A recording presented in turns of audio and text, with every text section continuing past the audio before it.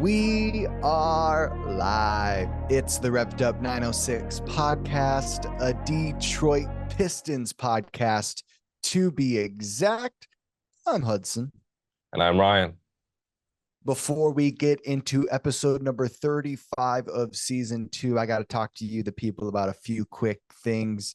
If you are watching this on Wednesday, June 26th, be on the lookout for our NBA draft live stream. We will be doing that on Instagram and here on YouTube.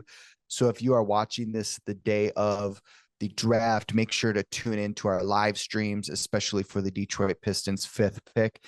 Get some of our first reactions. We'll take some time to talk about the pick and everything that kind of transpired, any kind of big time trades that may happen the night of. We'll probably watch until the end of the lottery and then call it good. But make sure to tune in, like and subscribe if you haven't yet. Make sure to turn on your post notifications button that looks like a bell on our YouTube profile, so then you can be the first to know when we go live for our NBA draft live stream. Another thing is, if you aren't so much into long form content, make sure to click the link in the description below this video to our Instagram, and make sure to follow us on Instagram and still subscribe, because on both platforms we still post 30 to 45-second clips, and that might be a little bit better to your taste and what you like to take in as far as social media. Also, just something to note in the Detroit Pistons world, Troy Weaver was hired as an advisor for the Washington Wizards. So I don't know whether I should congratulate him or what, but Ryan, I do know that you always say how the Washington Wizards will never win a championship in our lifetime. Does Troy Weaver help that case, or, maybe he can help him out a little bit? The Wizards are in that mix, but it's the Knicks that I always quote in that. But Oh, yeah. the Wizards are still in that mix too. Yeah, I think They we've said just it with the Wizards. what they've had with Bradley Beal, never winning with him, never winning with John Wall and that duo, and then I mean, obviously they haven't been really competitive since that point in time. Their roster is just a landmine. It's all exploded right. everywhere. There's no like cookie cutter. Oh, this is the plan. But I will say I'll congratulate him a little bit, just because he actually got hired somewhere else, and it shows that there is still something up there that actually has a worthwhile quality in somebody that you'd want in a front office position.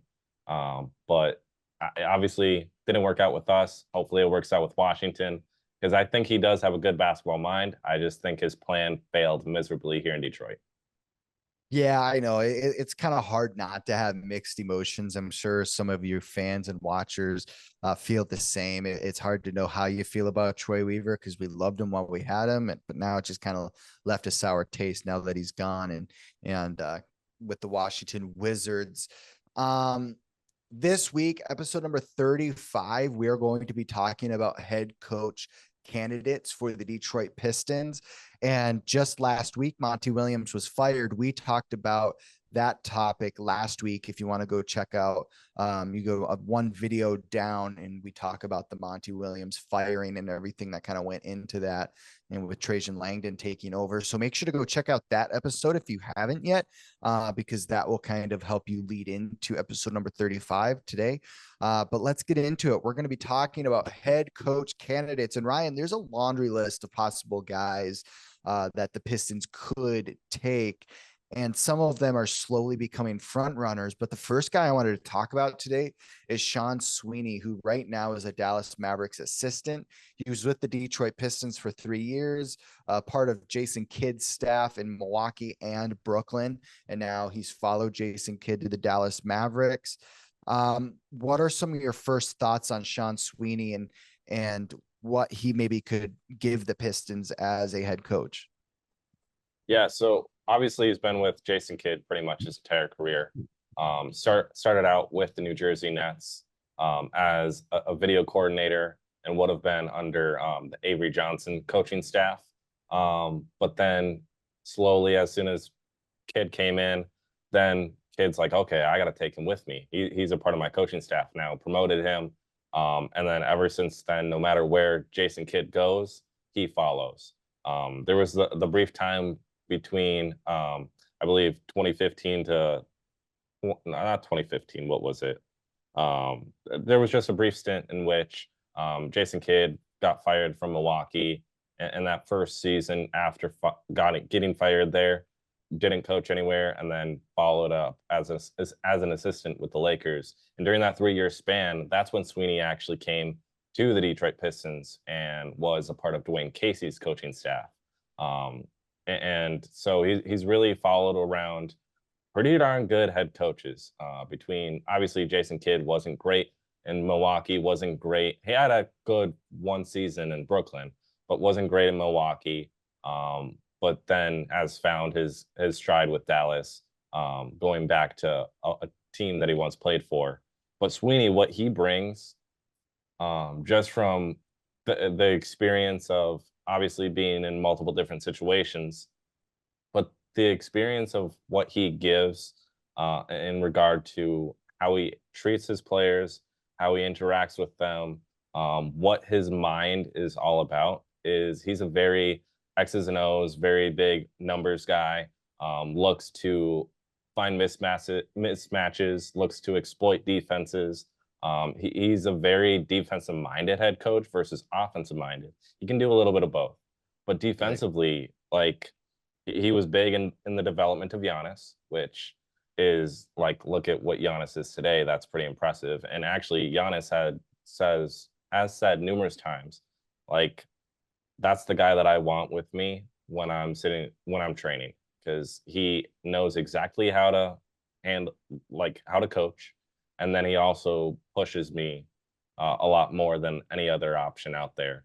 And then he's also helped develop Derek Lively, who had a massive Game 4 in the NBA Finals against the Celtics, where he pulled down 12 rebounds, 7 of which were offensive rebounds, and then had the 20 points also with that. And every stretch of the way from when Lively was first brought in with the Mavericks in the draft this past year up until the NBA Finals, Sweeney was by his side the entire stretch of the way and has been a key contributor in the development of Derek Lively, which to me, when you see how fast Lively developed between being the 12th pick overall to where he played, how well he played in Game 4 of the Finals, just that amount of growth in that short period of time, and then obviously the development of Giannis, like that just speaks volumes to me. Besides the X's and O's, defensive minded, whatnot, he's a developmental coach, potentially a developmental head coach. But what he does day in and night out, like with these guys, it speaks to what Langdon is looking for with the Pistons, because he wants a guy that wants connectivity, wants to have a thread, wants to build connections, and really get down into the knit and grit, but then also look to develop the players. And I think Sean Sweeney is that guy that he just loves developing guys, loves competing night in, night out. He also is going to be working with the Slovenian national team this offseason for the Olympics, which that's Luka's national team. But literally Luka's dad was like, hey, you're coming with us. You're coaching the national team. Like the fact that he's highly respected by Kevin Garnett, highly respected by Luka, Giannis. Like those are 3 big names in the NBA from a historical standpoint that you want those 3 names attached to you. But it's Sean Sweeney as an overall prospect of a head coach. There's nothing negative about him. Make sure to comment below some of your first thoughts, comments, questions on Sean Sweeney. So make sure to go comment below. We'd love to hear what you guys have to say about Sean Sweeney. I have a couple things to note about Sean. I definitely thought he was, like, during his stint with the Detroit Pistons, he was very involved, and I loved that. He always seemed so engaged. I always kind of take note of how the coaches are reacting on the bench, even sometimes players, of how locked in they are in the game. And Sean was just one of those guys that was always just glued to the game and just never never seemed to waver from that. So that is one thing I really like from him. A really good attention span. He seems like he focuses on the little things. Also, I need to point out that, you know, when everybody heard that Sean Sweeney was like the guy that helped to develop Giannis Antetokounmpo, I think that's one of the reasons the Pistons brought him in to work on Sekou Demboya. So I'd like to point that out too. Is, you know, Sekou obviously didn't work out the way we would wanted, but he's already been in the organization, developed players in the past. He was one of the guys that worked very, very closely with Sekou Demboya. Also, you know, I watched the press conference with Tom Gores and Trajan Langdon, and one thing that Tom Gores pointed out was Troy Weaver was a very basketball minded guy. He just loved the game of basketball. When they bring in Trajan Langdon, they like him because he has a love for the game of basketball, but then also has the smarts, likes the X's and O's. And that's why I kind of think this Sean Sweeney may have an upper edge, because he's a guy that lays and focuses in the details. And Trajan just seems like he's that kind of guy also. So I see Sean and Langdon working very well together. And he kind of fits the mold of what I think they're looking for from the responses and answers they had in the press conference. So just something to note, that Sean's more of an XO guy, and that's who they're going to be looking for. Ryan, any last thoughts on Sean Sweeney before we talk about the next candidate? When you look back at his experience, obviously starting out at the college level, which there's not a lot of guys in the coaching realms that start out at the college level anymore. Like Micah Nori, as an example, who we're going to be talking about next, technically started out at the college level, but technically it wasn't for basketball. But we'll get into that shortly. But the point is, like, when you're starting out, like, first off, Evansville, not many people know what Evansville is. And then Northern Iowa, I know who Northern Iowa is, but not a lot of people do. The point is, when you're starting out at like bottom tier D1 at that level and working your way up, you have something special about you. Because like Joe Mazzulla started out, who just won the championship with the Celtics, played at West Virginia, but then coaching wise, he started out at the D2 level as a head coach. He never was D1 right away. He was D2. So there's multiple different paths you can take. And like Jason Kidd, I meant not Jason Kidd, JJ Redick, just getting hired by the Lakers. The most coaching experience he has is coaching fourth graders. That's it. So obviously coaching experience, it does matter, but sometimes it doesn't.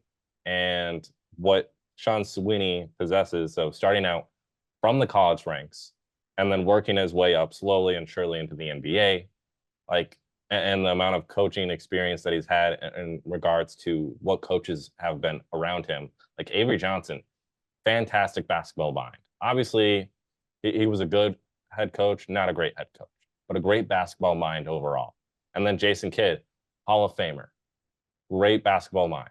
And then even Sean Sweeney with Dwayne Casey. Dwayne Casey is a Hall of Fame head coach. But obviously, it didn't work out for us with the Pistons. But still, great basketball mind. He's worked with a handful of basketball minds, just in Jason Kidd, Avery Johnson, and Dwayne Casey alone. And when you're just intertwined with great basketball minds, usually good things come out of that. And that's just my one last note on Sean Sweeney is the fact of who he's been around will help him wherever he goes with his career, because when you get a chance and opportunity to really soak in all this knowledge from all these good minds in anything you do, it helps you learn and helps you grow so much faster. And Sean Sweeney has that knack up on a lot of these guys that we're going to be talking about. All righty. The next possible head coach candidate for the Detroit Pistons, Micah Nori, who's right now with the Minnesota Timberwolves as an assistant. He was a part of Dwayne Casey's staff in Detroit. He filled in for Finch in the Wolves playoff series against the Nuggets and the Dallas Mavericks. Ryan made a little bit mention about it. He was a former baseball player turned basketball from just having relations in the basketball community.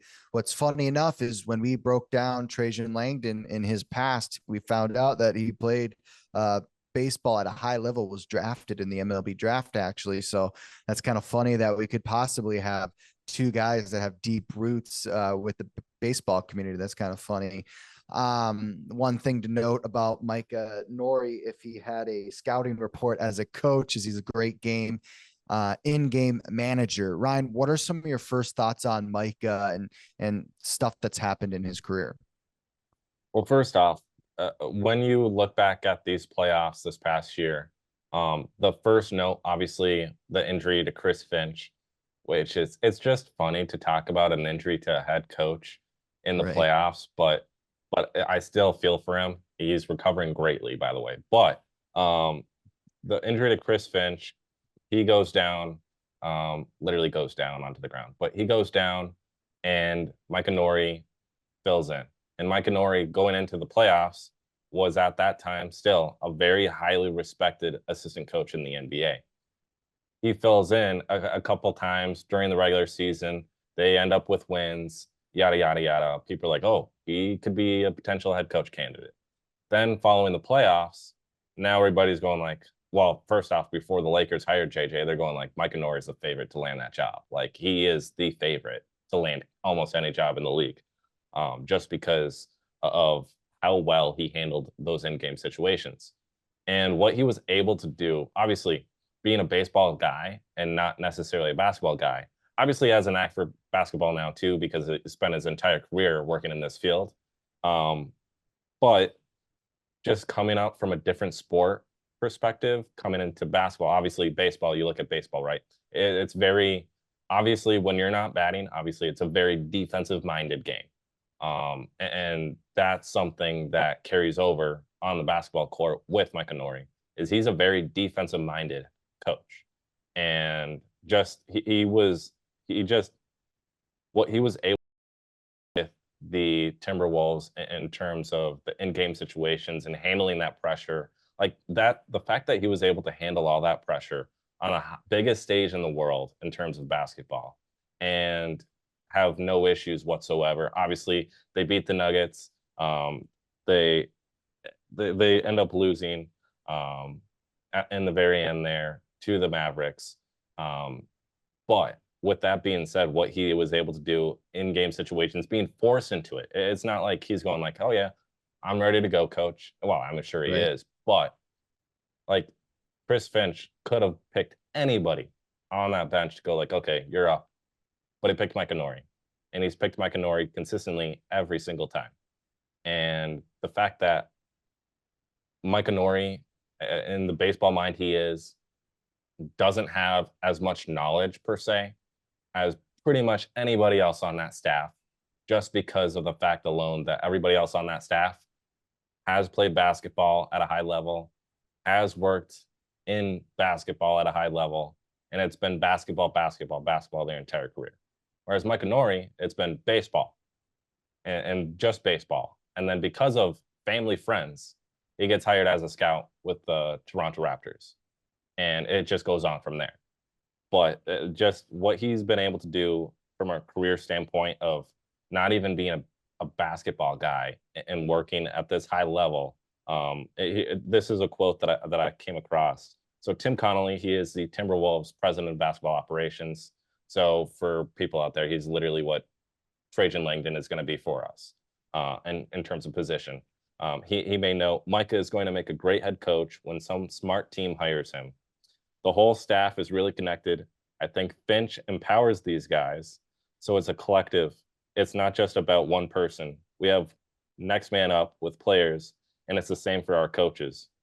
And when I heard that, I sat there and thought to myself, man, that sounds pretty familiar to what Langdon said at the press conference about how he wants connectivity throughout the whole roster and who throughout the whole organization, like a connected thread. And I'm sitting there going, well, that just seems interesting. That it just sounds pretty much on par to what Langdon was saying. and the fact of what Finch has done in Minnesota to create this team from pretty much nothing with Karl Anthony Towns to something with Anthony Edwards.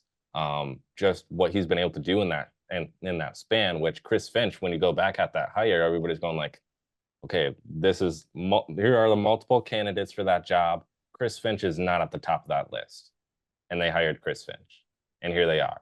And so all I'll say to that is what Tim Connolly said on Mike Inori and the whole coaching staff there is lined up perfectly to what the vision that Langdon proposed during the press conference. And to me, that goes like, okay, red alert, Mike Inori, potentially the next head coach of the Detroit Pistons. Make sure to comment below some of your thoughts on Mike Inori and whether you think the Pistons should hire him and where Trajan Langdon's head may be at. One thing that I noticed while I was kind of trying to search out some info on Micah was every quote I saw from him during the playoffs was him just exclusively like highlighting the players and just praising them and just loving the way they're playing. You know, he said stuff like Anthony Edwards has the it factor. And I just really liked how he talked up all of the players, because when you have a coach that sits in front of the press and just praises you, I have a feeling that all that does is breed success and confidence in the players. And I really like that touch. And I was reading some other articles how a lot of the, Timberwolves love that he has a comedic sense and that he makes a lot of jokes and just looks to have a good time while also staying, in the roots of just good brand basketball. But that's something that stood out to me in some of the articles I was reading about him. And it just seems to me like he would add a nice touch to the Detroit Pistons organization. We know how serious Dwayne Casey was, how serious Monty Williams was. It might be good to kind of bring in like a lighthearted guy that the players could buy into. I think this Pistons this organization needs a light and somebody that to just kind of alleviate some of this darkness that the organization kind of feels like it has surrounding it. Some of his past experience, he had 15 years with the Toronto Raptors. I like that. I like that he spent a lot of consecutive years within our organization. He started in 1998 as an advanced scout, then moved to an assistant coach, had a little 2-year stint with Sacramento Kings, and then was a Detroit Pistons assistant coach for 3 years. So I think it might be interesting to see what might happen with Mike Inori, as he's kind of proving to be a guy that it seems like a lot of media is starting to talk about a lot. Ryan, what are some of your last thoughts before we get into JB Bickerstaff? So to me, this is something that I came across that really stuck out to me. He believes there needs to be honesty amongst the players on what is expected of them and to really develop those relationships so he knows how to get the most out of his players. And there's not a lot of, obviously, coaches build relationships. I'm not saying that coaches don't. But it seems like Monty struggled to create those relationships with those guys this past year. And that should be like your number one, like, hey, I got to do that first, because like you're getting to know the guys. And maybe he did get to know them, and there were relationships being built, and we just didn't see that. But what Mike Inori, on his belief system, and then the fact of you go up and down that Timberwolves roster, and it's like he knows every single one of them, knows pretty much everything to know about them, and uses that information to really make those guys push themselves, work harder, and he knows what to get out of them on the court. And just because like his situation there with Minnesota, he is in charge of situational game management. That is his job. So it makes sense to you how he has multiple relationships built with all these players, like knowing the inside and out of these guys and applying that to the court. Just that fact alone, and just his belief system, to me, out of anything between Sean Sweeney and Mike Inori, obviously Sean Sweeney, X's and O's. Mike Inori, it seems like he does all the dirty work to get to know the players the most. So then in game situations, when they present themselves, he can use what they're good at, what he knows they're bad at, to potentially create a game plan out of that. So even though Sean Sweeney is more like cookie cutter X's and O's basketball guy, Mike Noria is X's and O's sports guy.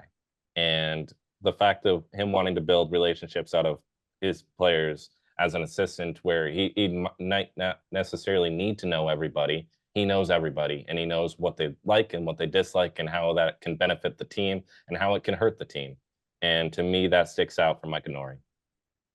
One thing to note lastly about Micah is when looking at a lot of the reports from Adrian Wojnarowski and others, his name is getting floated around very seriously with the Cleveland Cavaliers, as we know that JB Bickerstaff was fired recently. So that is something to note too, to maybe see which team's more aggressive with him. Because from with the reports I'm seeing, Cleveland's getting thrown around with his name a lot. Now let's talk about Cleveland Cavaliers ex-coach JB Bickerstaff.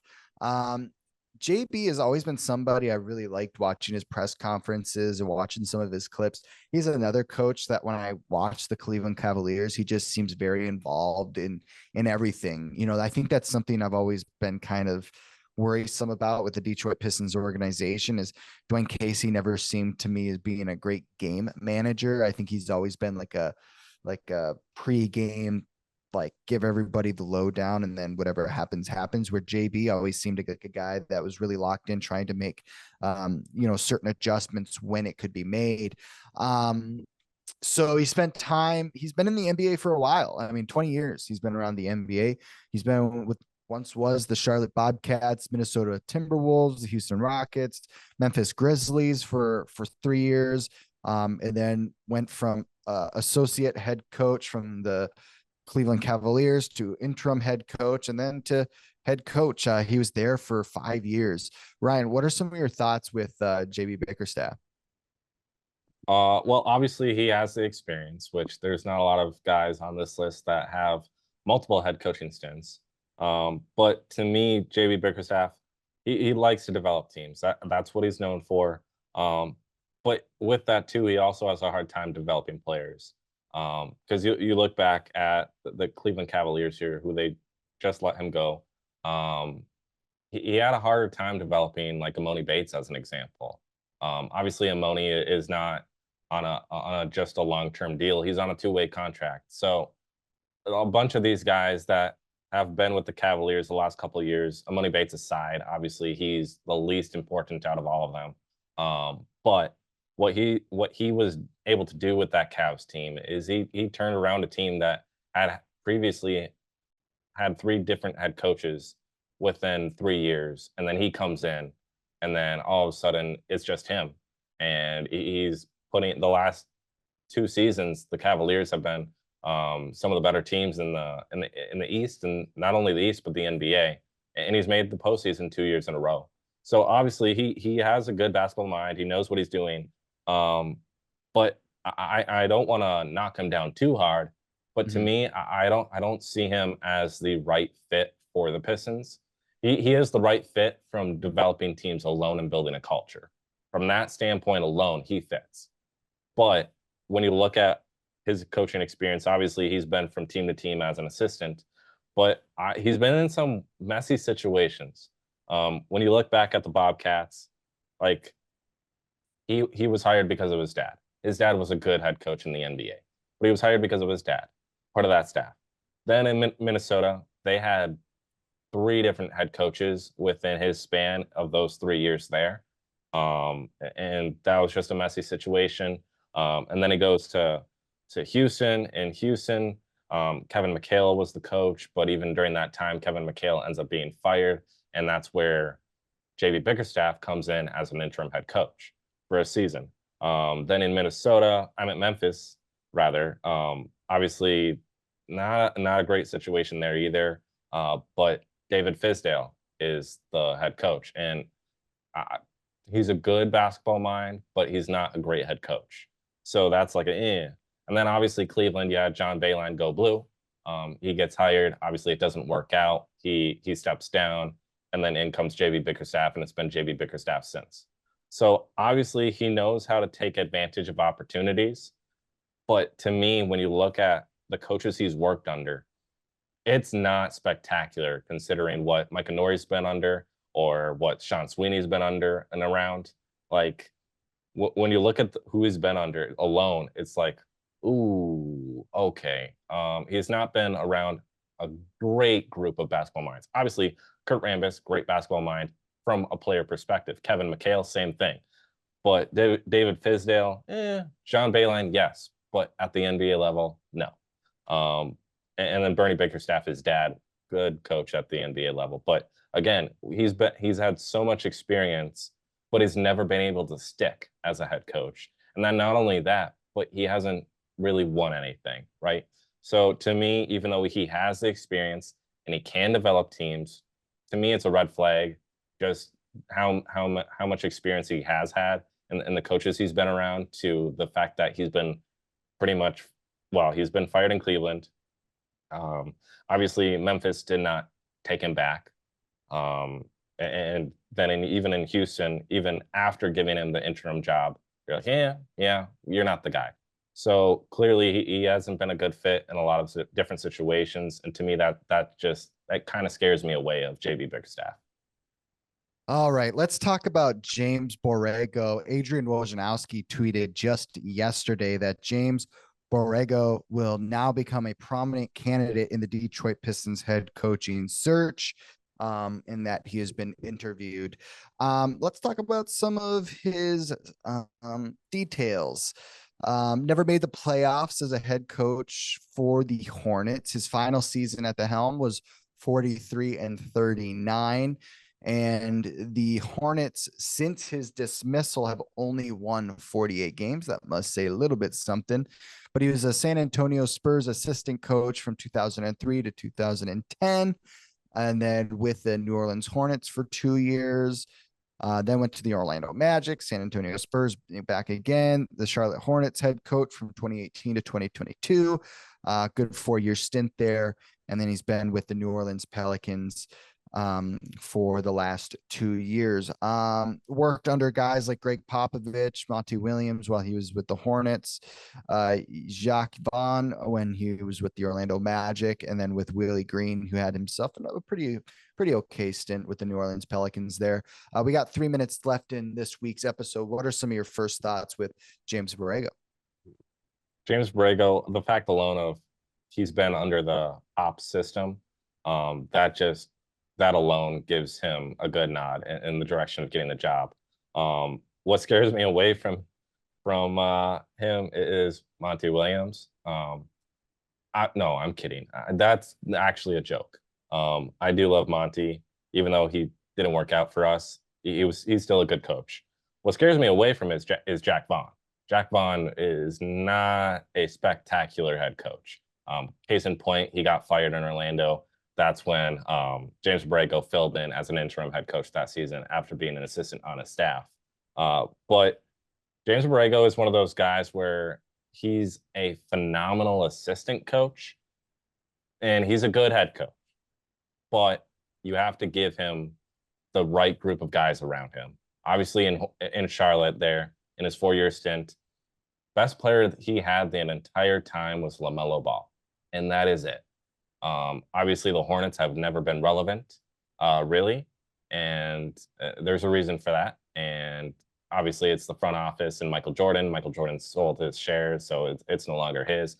But still, the point remains, like, Charlotte never was putting James Borrego in a situation to have success. So the fact alone proves the point of how good of a coach he could be, and the fact alone of, obviously, last season 43-39. Not spectacular, but that's still over 500. Something that Monty Williams could not do in one season with the Pistons. And then the fact alone that like you said, the Hornets have only won 48 games since then. Since his dismissal, that's not great. So obviously he's a good coach, a good candidate. There's a lot to really, there's not much to go off of other than Greg Popovich loves him. And outside of that, obviously Willie Green's good. Monty's good. Jack Vaughn, questionable, but he's an all right candidate. But I would definitely take Mike Nori or Sean Sweeney over these last two candidates. Sportingnews.com has an article about James Borrego and his current situation of many organizations thinking about hiring him. This says Borrego, who was the Charlotte Hornets head coach from 2018 to 22, turned down several opportunities to be a top assistant with the Pelicans in 2023. So it seems he really wants to be at the helm of an organization. Make sure to comment below your thoughts on James Borrego. That will do it for episode number 35. Make sure to like and subscribe, and we will see you guys in the next episode. Peace.